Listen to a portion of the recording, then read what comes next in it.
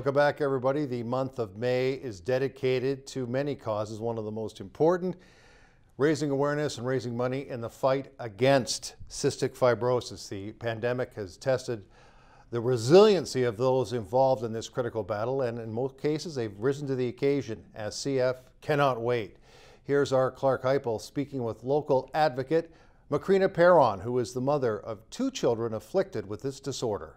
Joins us now. Macrina, thank you so much for doing this interview on Cystic Fibrosis Awareness Month. Thanks for having me, Clarke. This is great. The last time we talked, it was concerning a breakthrough drug to treat cystic fibrosis. Several months later, on this May 2021, where do we sit right now in concerns of that drug? So when it comes to Trikafta, the last time we spoke, it was very exciting because the manufacturer had applied to Health Canada for approval for use of the drug in Canada. At this point in time, the drug is still in the government process of being approved. We are advocating very heavily to expedite that process and to hopefully have an aligned review so that once Health Canada gives approval, that the provinces will be on board as well, and that provincial approval will soon follow. A year of COVID has certainly strained many people, virtually everyone around the globe, and cystic fibrosis, the important cause to bring awareness to it and find a cure for that. Unfortunately, that has not been at the forefront of many people's minds with COVID happening. How are you trying to keep it at the forefront of people's minds as it is such a very important issue to many? Yeah, we are trying very hard just to not be forgotten. We are a very small group in our country. There's only 4,400 Canadians living with cystic fibrosis, but for each little fighter or adult fighter, there's a large community that supports them. So we are trying to keep this issue in the forefront, trying to shout as loud as we can about the need for access.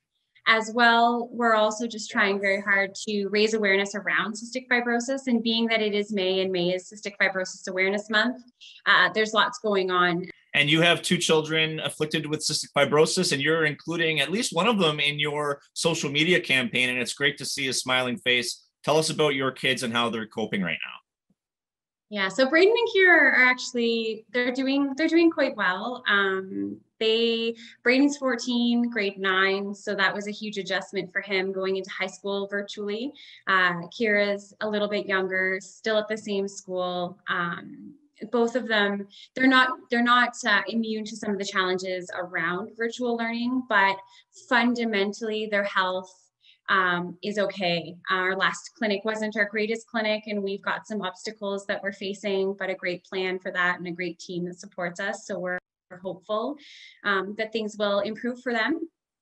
Brayden is 14 and has decided to jump on board this year, take the reins from mom and be the little voice behind the illness this year. He's agreed to go online on Sundays and share CF Sundays with Brayden. He's going to be sharing information, life with CF, why do we walk, why do we raise funds, what does the money go towards, what does living with CF look like?